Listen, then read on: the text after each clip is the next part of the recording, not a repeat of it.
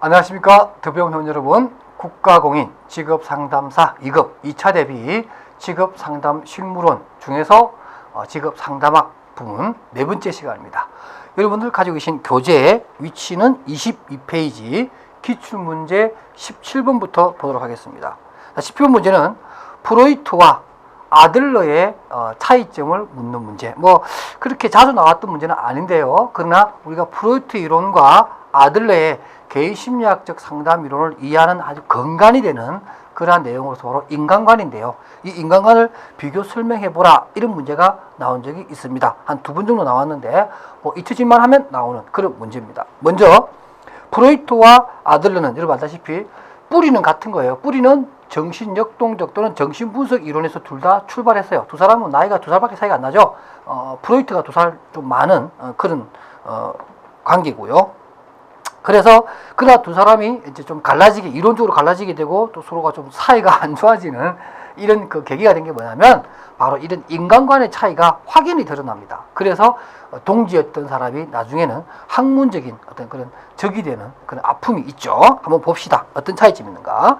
첫 번째, 모범 답안에 보면 프로이트는 인간을 비합리적인 결정론적 존재, 다시 말해서 인간은 태어나서 0세에서 5세 사이에 부모와의 어떤 양육 또는 개인적인 어떤 그러한 욕구의 불충족, 이러한 것들로 인해서 자신의 어떤 성격적인 부분이 0세에서 5세 사이에 만들어진다. 그렇게 해서 인간의 모든 행동은 기본적인 무의식적 동기와 더불어서 생물학적 욕구에 의해서 움직이는 이러한 특징을 가지고 있다. 이렇게 이제 프로이트가 설명한 반면에, 그러니까 아들러는 인간은 끊임없이 변화하고 발전하고 자기 창조적 능력을 통해서 자기 완성이라는 것을 추구하는 존재, 다시 말해서 자기 발전 경향성을 지니고 있는 존재로서 꼭 생물학적 욕구만 가지고 움직이는 것이 아니라 어떤 자기 창조적 욕구에 의해서도 행동한다, 이렇게 보는 입장입니다. 차이가 좀 나죠. 하나는 생물학적인 어떤 욕구, 한 사람은 자기 창조적 또 자기 완성적 목적으로 행동한다, 이렇게 확인이 차이가 나는 그런 구분을 했고요. 두 번째, 프로이트는 생물학적 존재를 파악하는 반면에 아들러는 사회적 존재로서 파악을 합니다. 그래서 인간은 어떤 생물학적인 측면뿐만 아니라 그 사회적 관계로서의 대인관계의 측면에서도 인간의 어떤 존재가 이해되어야 한다, 이렇게 아들러는 주장한 겁니다. 그러니까 한 사람은 생물학적 존재요, 한 사람은 사회적 존재다, 이렇게 구분했고요. 마지막으로 프로이트는 인간을 원본능, 우리가 또 이드라고 하는 거죠. 욕구 덩어리인 이드, 그 다음에 에고, 슈퍼에고, 또 의식도 의식, 전의식, 무의식, 이렇게 인간은 쪼개지는, 분석되어지는 존재로 본 반면에 아들러는 인간을 쪼개서 보아서는 안 된다. 인간은 하나의 분리될 수 없는 완전체로서 총체적으로 인간을 보아야지 인간 자체를 의식이든 욕구 자체든 성격이든 이러한 부분을 쪼개서 보는 것은 적절하지 않다, 이렇게 보는 입장입니다. 그러니까 프로이트는 분석되고 쪼개어 보는 존재, 그래야만 정확하게 알 수 있는 존재, 이렇게 얘기한 반면에 아들러는 전체적으로 총체적으로 봐야 되는 분리될 수 없는 존재로서 인간을 규명했습니다. 그래서 이 두 사람 차이는 그런 면에서 이 세 가지 면에서 확연히 차이가 있다, 이렇게 구분해서 설명하면 됩니다. 그 다음에 이제 아들러의 이론으로 좀 들어가서 개인 심리학적인 대가인 아들러는 생활 양식의 의미와 네 가지 유형을 설명했는데요. 그에 대해서 설명해보라, 이런 내용입니다. 그래서 교재에 보게 되면 23페이지 스타일 오브 라이프라고 해서 인간은 네 가지의 생활 양식을 갖고 있다, 이렇게 얘기를 하면서 여러분들 모범 답안에 보면 제가 1번, 2번, 3번, 4번 이렇게 이제 해서, 물론 이런 문제가 나오면 바로 지배형, 획득형, 회피형, 사회형 이렇게 설명 바로 해 나가도 좋지만 여러분들이 암기가 된다면, 이해가 된다면 이 부분까지 조금 첨부를 해서 답안지 쓰는 게 좋지 않겠나, 이렇게 생각합니다. 그러니까 그 지배형이라고 하는 거 있죠, 그죠? 그 바로 위에 보면 이런 말이 나왔어요. 아들러는 생활 양식을 네 가지로 구분했는데 그 기준이 뭐냐면 사회적 관심과 활동 수준이라고 하는 두 가지 차원을 중심으로 나누었다. 그래서 나온 게 네 가지인데 지배, 획득, 회피, 사회형이다. 이렇게 작성해 주는 게 참 중요하다는 거죠. 좀 막가스럽잖아요. 그죠? 단순하게 그냥 막 답안을 써나가는 것이 아니라 어떤 기준으로 했는데 그래야만 지배형에 대해서는 뭐 사회적 관심이 거의 없으면서 활동 수준이 아주 높아서 공격적이고 자기주장적이다. 이렇게 설명해야 이해가 되는 거죠. 그러니까 사회적 관심이라고 하는 것은 이타적인 것들입니다. 타인에 대한 배려라든가 타인과의 관계성을 염두에 두는 사람을 사회적 관심이 높다 이렇게 얘기할 수 있는 거거든요. 그런 반면에 활동 수준을 말 그대로 액티베이트하는 그런 부분을 얘기합니다. 그러니까 지배형은 남에 대한 배려는 없어요. 그러나 자기 욕구, 자기 감정에 충실해서 활동 수준이 그 부분만 높아요. 그러니까 굉장히 좀 공격적이고 자기 것만 챙기는 이런 생활 스타일이라고 얘기할 수 있겠죠. 그 다음 획득형은 뭐냐? 이런 사람들은 기생적인 방법으로 외부 세계와 관계를 맺으면서 다른 사람들에 대해서 의존해서 자기의 욕구를 충족하는 약간 기생형입니다. 그래서 획득형이죠. 오로지 자기 것만 얻는 것에 대해서 하는데 자기도 노력도 하지 않는 거죠. 그러니까 활동 수준도 이게 다른 형태로 조금 변형되어 있는 그러한 모양새를 보여준다. 이런 얘기고요. 그래서 회피형은 둘 다 싫은 겁니다. 사회적 관심도 낮고요. 또 활동 수준도 낮아서 그냥 자기만의 세계를 살고 있어서 대인관계에서 문제도 있고요. 또 자기 자신에 대해서 충실하지 않습니다. 자기 자신을 사랑하지도 않는 그런 스타일이 있을 수 있습니다. 그러니까 그냥 방치해버리는 이런 것들입니다. 그래서 모든 문제를 다 회피해버리고 아웃사이드로 자꾸 살려고 하는 이런 스타일도 있다. 이런 얘기고요. 아들러 이론에서 가장 유능하고 또 바람직한 형으로서는 바로 사회형입니다. 이 사회형은 심리적으로 건강한 사람의 표본이 되면서 사회적 관심도 높고요. 그 다음에 또 활동 수준도 높아서 늘 다른 사람에 대한 복지도 생각하고 물론 자기 자신도 사랑하고요. 그래서 또 관계성에서도 건전성을 유지하는 그러한 생활 양식을 갖춘 사람이 바로 사회형에 속한다. 이렇게 설명이 가능하겠습니다. 어때요, 여러분들? 그 지배형, 획득형, 그 다음에 회피형, 그리고 사회형은 암기해야겠죠, 그죠? 이해보다는 암기 형태의 문제라고 볼 수 있습니다. 여러 번 나오는 문제니까 꼭 알아두시고요. 그 다음에 기출문제 19번입니다. 여기 조금 좀 고약합니다. 왜냐하면 아들러의 개인주의 상담 이론의 상담 목표는 다양한 형태로 설명되기도 하고 책마다 조금씩 다르게 설명되어 있어서 여러분들에게 설명하기 참 어려운 부분이 있는데 그래서 저는 늘 권하는 답이 바로 24페이지에 있는 모사학의 상담 목표를 작성하기를 권장합니다. 왜냐하면 이 모사학이라는 사람이 역시 아들러 학파의 아주 대표적인 학자로서 개인주의 상담 이론의 가장 핵심을 꿰뚫는 그러한 상담 목표를 딱 맛깔스럽게 정리가 되어 있는 또 정리를 한 학자입니다. 그래서 이 내용을 여러분들이 쓰신다면 전혀 고득점에 문제가 없다고 저는 확신을 드리는 겁니다. 그래서 모사학의 상담 목표를 써라 이런 문제가 나오든 아니면 개인 심리학적 상담 이론의 상담 목표를 설명하시오 이런 문제가 나오든 바로 24페이지에 있는 제일 상단에 있는 모범 답안지를 여러분들이 써주시기 바랍니다. 그럼 어떤 내용이냐? 첫 번째, 사회적 관심을 기르라. 말씀드렸잖아요. 아까 그 생활 양식에서도 사회형, 사회적 관심도 높고 활동 수준도 높은 사람. 그 중에 일단 사회적 관심, 남에 대해서 배려도 하고 다른 사람의 복지에 대해서 생각하기도 하고 자기 자신에 대한 애정도 갖추고 있어야 되고 그러한 사회적 관심을 키워주는 것이 되며 가장 중요한 열등감을 극복하고 패배감을 극복하고 우월성을 갖도록 해준다. 이게 이 개인주의 상담 이론에서는 개인주의 상담 이론에서 가장 핵심적인 단어가 바로 이 열등감을 극복하고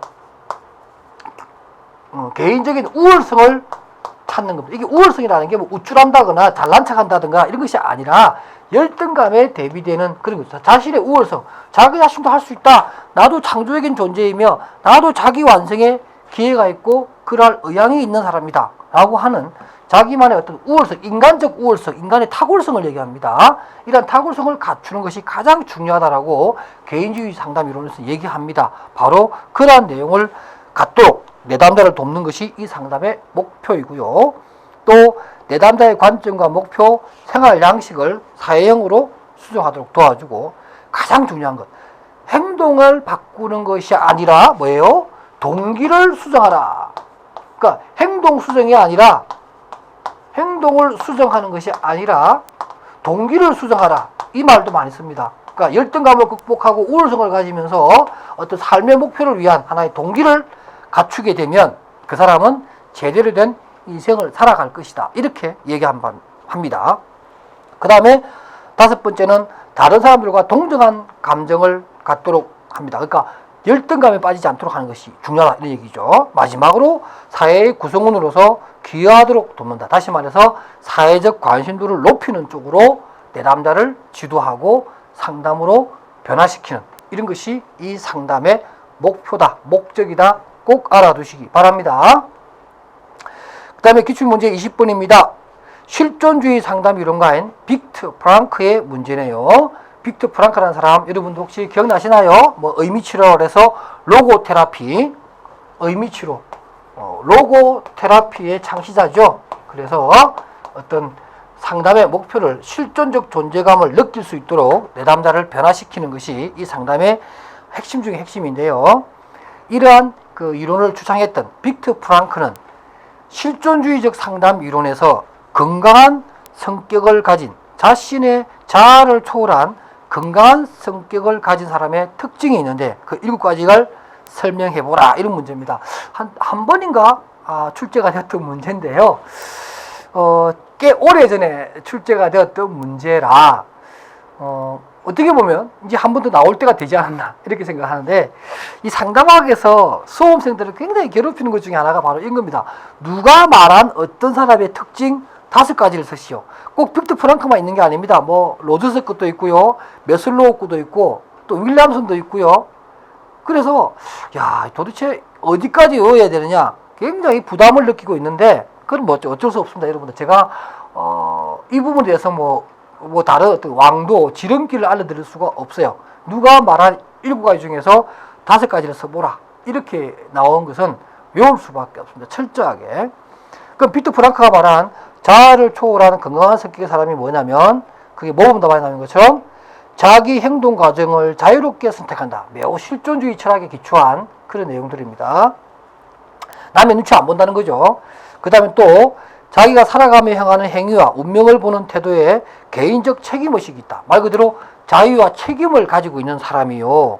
3번째는 외부의 힘에 제한받지 않고 자기 스스로 자기의 진로나 자기 삶의 목적을 또는 삶의 어떤 의미를 스스로 정한다.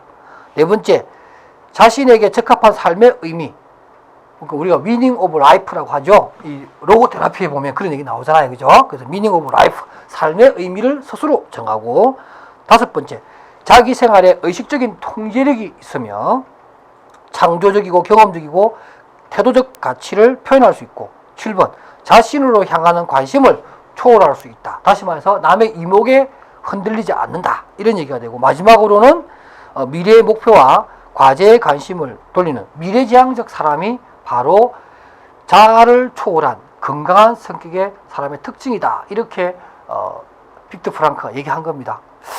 어때요, 여러분들?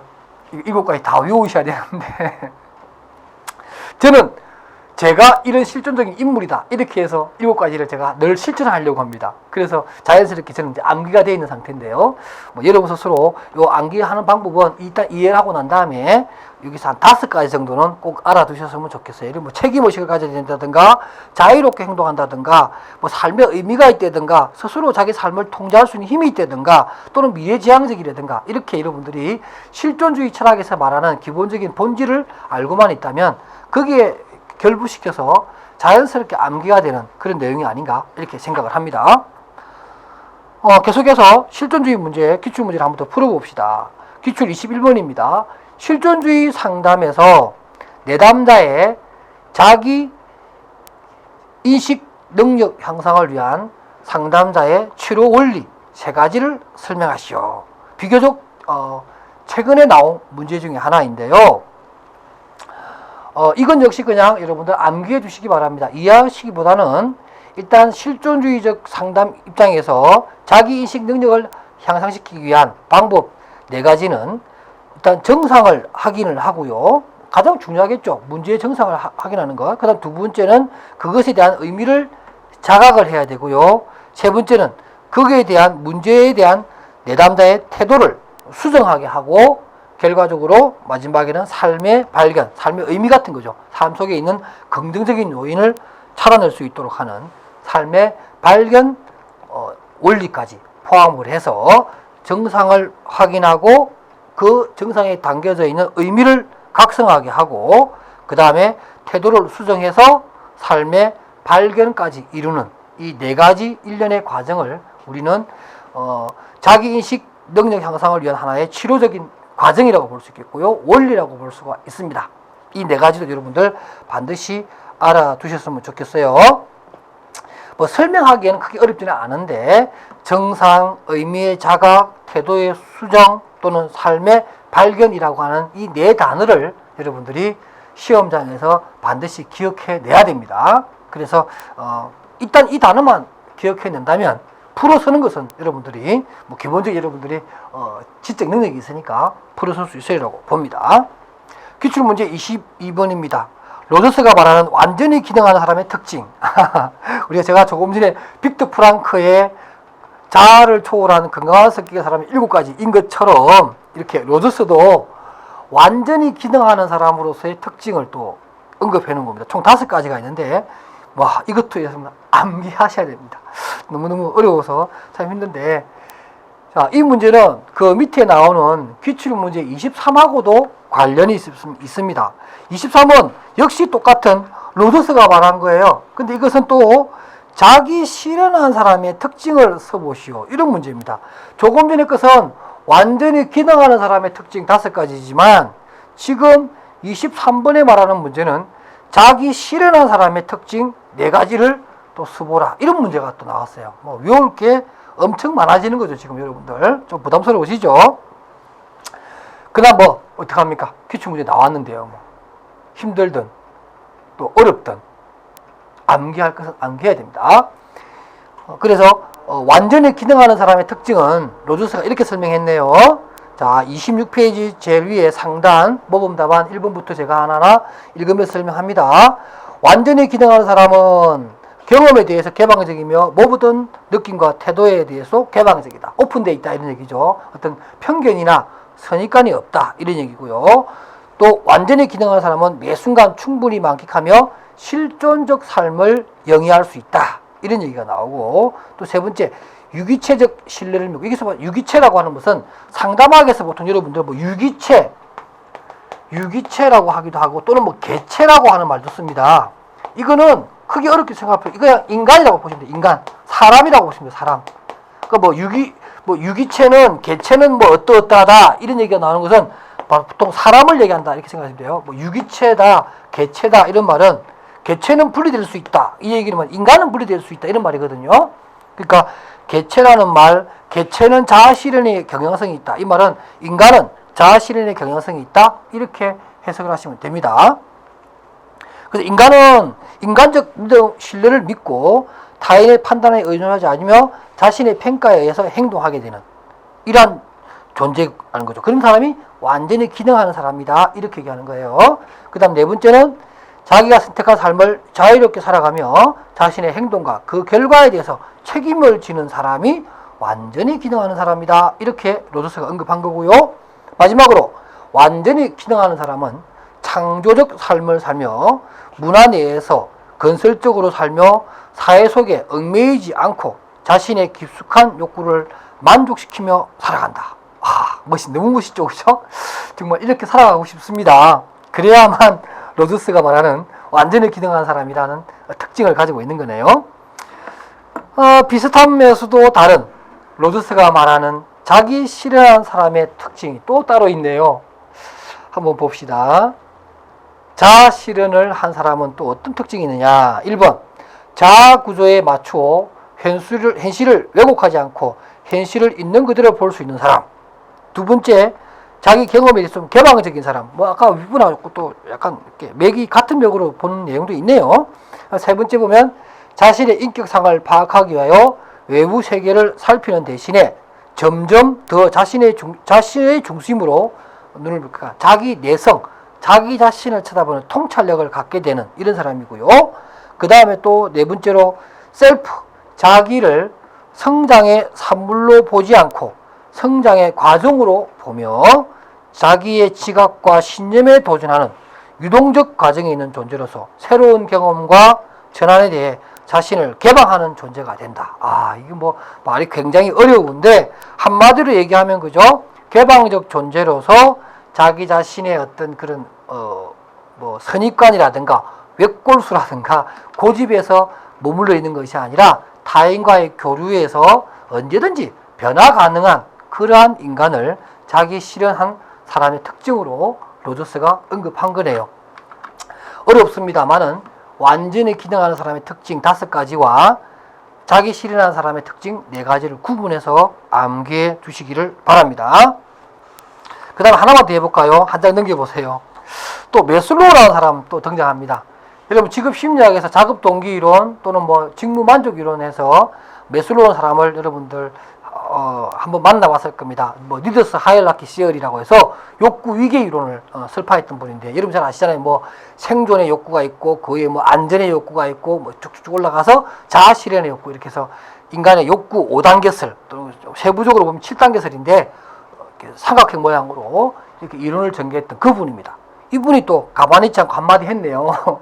매슬로우가 발견한 자아 실현한 사람의 특징을 쓰시오. 이것도 7가지입니다. 7가지를 뭐 쓰보라 이런 얘기인데요. 뭐 생각나는 데까지 다 쓰보라 그랬으니까 많이 생각하신 분들이 더 고득점을 받겠죠. 어떤 내용을 얘기했을까요? 한번 보겠습니다. 사람과 사물을 객관적으로 지각하고요. 현실 중심적인 인간입니다. 그리고 문제 해결 능력이 굉장히 뛰어나고 수단과 목적을 차별하지 않으며 사생활을 즐깁니다.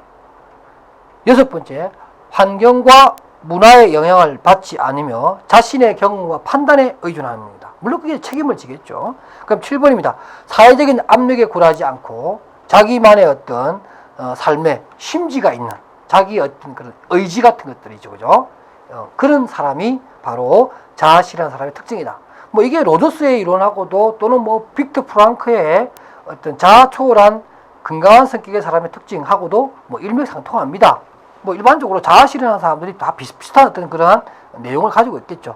학자들마다 조금씩 다르게 설명한 요것을 또 구분해서 쓰라 이런 문제가 나와서 여러분들이 매우 힘든데요. 제가 앞부분만 딱딱 끊어서 얘기했잖아요. 그죠? 그렇게만 아시고 뒷부분은 굳이 모르셔도 기본 점수 이상은 받을 수 있으니까 와 이거 다 외워야 되느냐 이렇게 크게 부담 가지실 필요는 없다 이렇게 볼 수 있겠고요.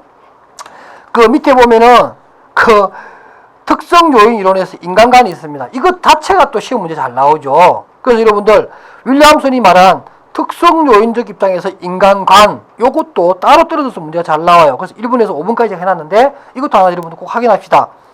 윌리엄슨이 말하는 인간관은 인간은 선과 악의 잠재력을 모두 지니고 있다.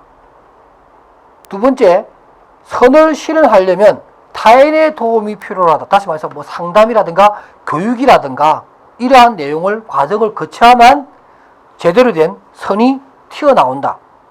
3번째, 그 선이 뭔데? 그 선의 본질은 자아 실현이다. 이렇게 설명을 했고요. 그 다음에 인간의 선한 생활을 결정하는 것은 자기 자신이다. 마지막으로 우주와 인간의 관계적 세계관은 개인적인 것으로 인간은 누구나 그의 독특한 세계관을 지니고 있다. 이렇게 함으로써 인간에 대해서 선과 악의 양축을 다 가지고 있고 선이 중요한데 이 선은 자아 실현이라고 하는 목적을 가지고 있고 이것이 제대로 되려면 교육을 통해서 이것이 타인의 도움에 의해서 만들어지는 것이며 자기 삶을 결정하는 것은 자기 자신이다. 이렇게 얘기했고 그러한 사람들은 개별적인 독특한 자기만의 세계관을 지니고 있다. 이렇게 윌리엄 스미스 바라보는 그러니까 특성 요인에서 바라보는 인간관을 정의해 드렸는데 그 부분도 따로 2차로 나오기 때문에 여러분들이 좀 더 주의 깊게 보실 필요가 있습니다. 자, 이렇게 해서 또 우리가 인간관 또는 뭐 이론마다 바라보는 어떤 상담의 목적 이런 것도 설명해 봤는데 오늘은 우리가 아들러의 이론에서부터 실존주의 또 정신분석 이론까지 기출문제에 나왔던 내용들대로 풀이를 해봤습니다. 자, 이렇게 해서 또 다음 시간에 조금 더 유사한 내용으로 계속해서 강의를 하도록 하겠습니다. 오늘 여기까지입니다. 여러분 수고하셨습니다.